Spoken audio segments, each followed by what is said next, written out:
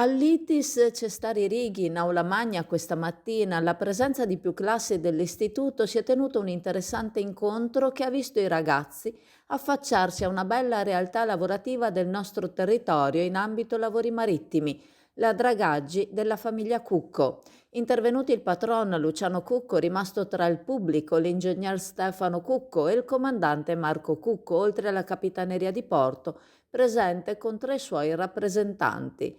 Motivo dell'incontro: far conoscere tale realtà lavorativa a ragazzi che stanno per terminare il percorso di studi, per interfacciarsi col mondo del lavoro, sperando di incuriosire qualcuno tra loro e invogliarlo a intraprendere una carriera marittima in tal senso. Un'opportunità unica per i ragazzi che hanno saputo apprezzare tale momento. La famiglia Cucco, che lavora in tutto il territorio nazionale, ha descritto il tipo di interventi che si effettuano nei vari arenili in cui sono chiamati, ma ha dato molte dritte ai ragazzi, mettendoli di fronte a realtà lavorative di cui spesso non si sospetta l'esistenza.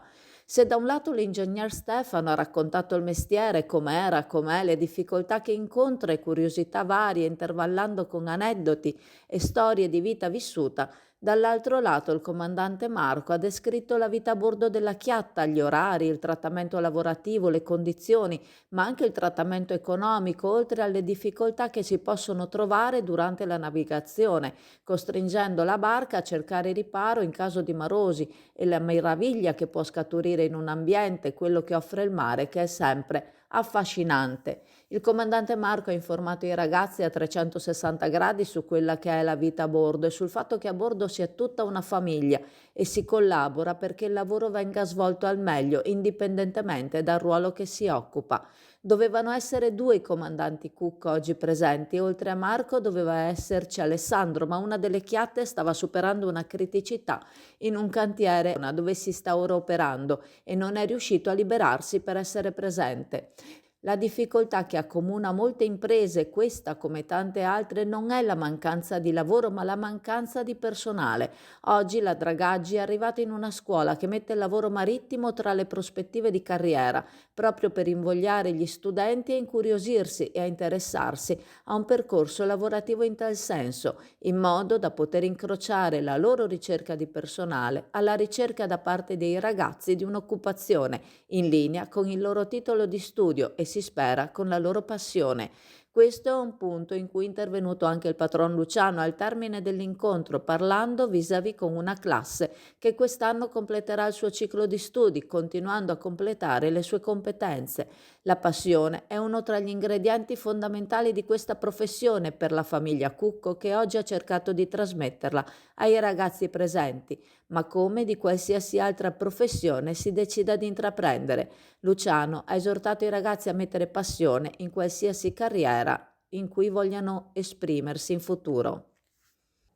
Vi invitiamo a guardare il video che abbiamo girato questa mattina, soprattutto se voi o un vostro conoscente è in cerca di un'occupazione in questo senso, se avete i titoli di studio o i titoli professionali adeguati. È un'opportunità che, se si ha la possibilità, è un gran peccato lasciar perdere. E siamo nello studio del Servizio Nord-Est 2.0 e volevo sapere di che cosa vi occupate. Ci siamo fortemente focalizzati sui bonus edilizi, in particolare sul super bonus, quindi interventi prevalentemente condominiali di efficientamento energetico.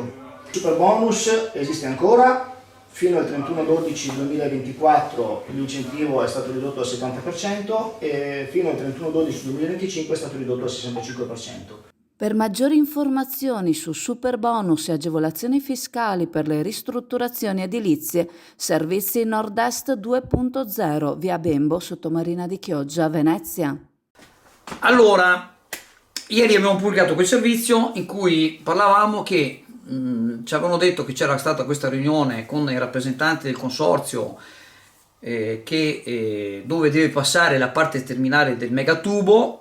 Passo indietro, il megatubo arriva, il progetto esecutivo, unico comune del Veneto con un progetto del genere, già esecutivo, con 15 milioni già finanziati, amministrazione Casson, sono passati tutti questi anni e alla fine si è incagliato dopo il Gran Sostanco. C'erano da espropriare i terreni, c'erano da fare le cose, non è stato fatto una mazza.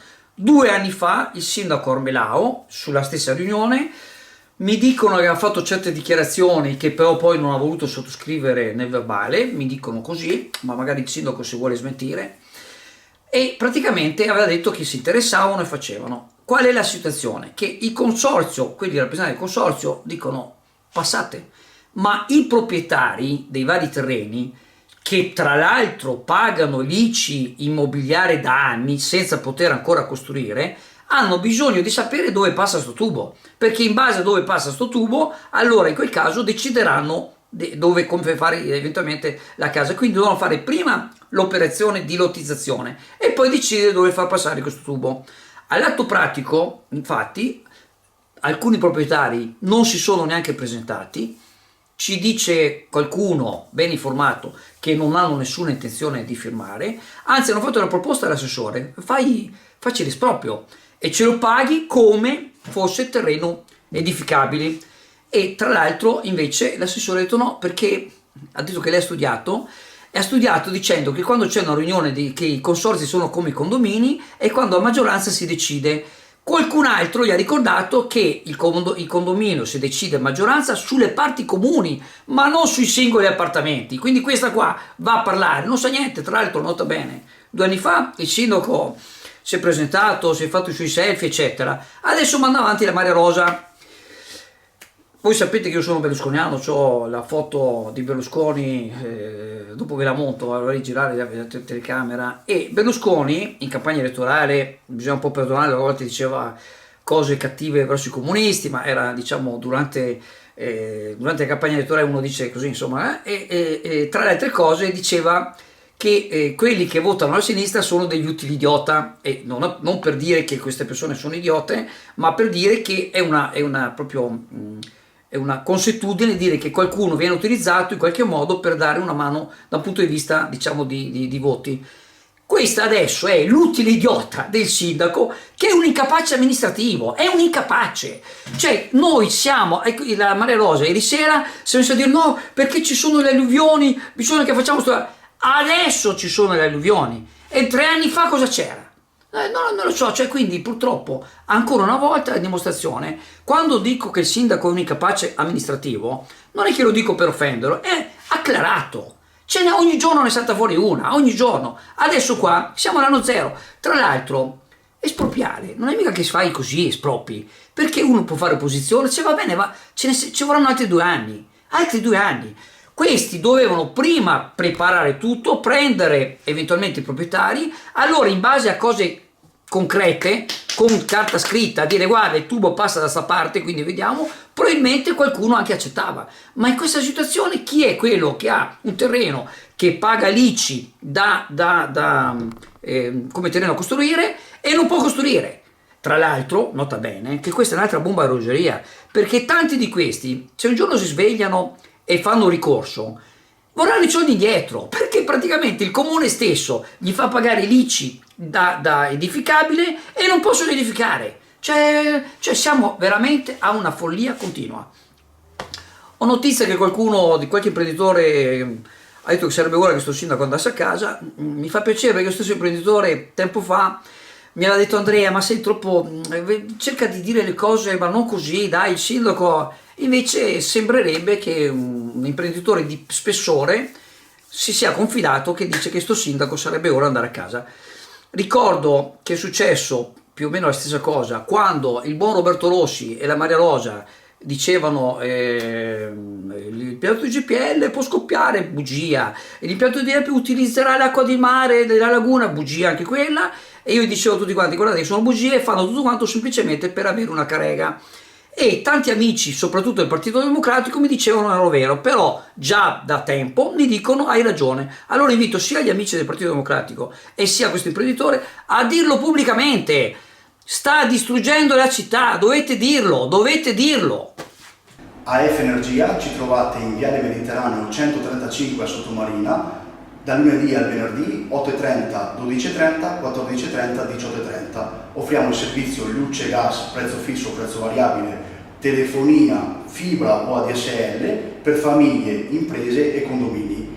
Qui da noi potete effettuare anche il pagamento delle vostre bollette a una commissione ridotta di 1,30 €. Una bellissima iniziativa nasce dalla mente fervida del presidente dell'Union Clodiense Chioggia Sottomarina, Ivano Boscolo Bielo, per avvicinare alla squadra cittadina i piccoli tifosi, volendo trasmettere loro i valori dello sport, soprattutto i valori del calcio e i valori dell'amicizia, il rispetto delle regole e il rispetto dell'avversario, rispetto che deve essere sempre attuale sia dentro che fuori lo stadio. Lo sport ha un valore formativo universalmente riconosciuto che si rivela determinante nell'infanzia come nell'adolescenza, un veicolo di inclusione e di aggregazione. I valori che l'Union Clodiense CS vuol trasmettere ai bambini, formanti per la loro crescita, sono nello sport il fair play e il rispetto dell'avversario, che si tratti di atleti o che si tratti di tifosi. Si vuol trasmettere il vivere lo stadio con una passione che abbia una valenza positiva, rispettosa delle persone e dei luoghi, in maniera educata, ma anche che si deve mettere in conto la possibilità di perdere. Nello sport come nella vita non ci sono solo vittorie, ma ci sono anche le sconfitte e si deve imparare a tenerle in considerazione. Quello a cui aspira ora l'Union Clodiense è rafforzare nei bambini il senso di appartenenza alla squadra cittadina e per questo motivo tutti i bambini e le bambine delle classi prime elementari di Chioggia nei prossimi giorni riceveranno in dono una maglietta con i colori della squadra della città, con la speranza di avvicinarli con entusiasmo alla realtà dell'Union Clodiense e di vederli con le loro famiglie allo stadio Ballarin a sostenere la squadra tutti insieme. Preparati a gustare le specialità tradizionali e le novità esplosive che potrai trovare all'Indiga. Gelato artigianale anche per l'asporto, per gustarlo in compagnia dove vuoi tu. All'Indiga il gelato da passeggio più gustoso, in cono, coppetta o con lo stecco.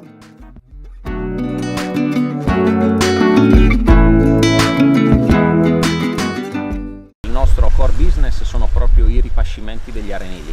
E quindi noi come quinta generazione, perché poi c'è mio fratello comandante della draga, c'è mio cugino Marco imbarcato come comandante in un'altra draga, mio cugino Manuel che segue anche la parte amministrativa, quindi siamo una squadra che ricostruiamo praticamente la maggior parte degli arenili italiani, quindi principali, spaziamo dal Friuli Venezia Giulia alla Liguria e quindi bene o male un po' di piccoli ripascimenti diciamo importanti li andiamo a fare. Sono talmente tante, ma farò una carrellata veloce. Allora, partendo da nord abbiamo Grado, Lignano, Pineta, Lignano, Sabbiadoro, poi abbiamo Eraclea, Caorle, Jesolo, Chioggia, Isola Verde dell'Emilia Romagna, abbiamo appunto Porto Garibaldi, Lido delle Nazioni, abbiamo parte Rimini, Riccione, Cattolica, Bellaria.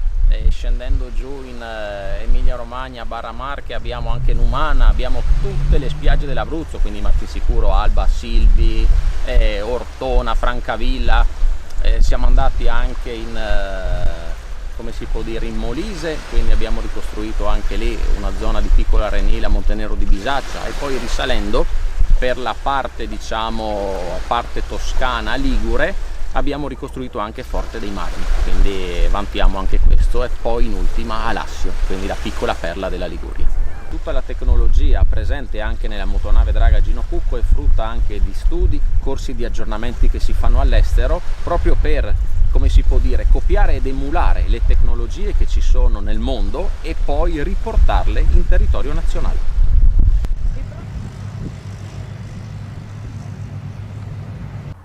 Siamo con Alessandro Boscolo Cucco, che è l'uomo a terra dell'azienda La Dragaggi. E esattamente il tuo ruolo?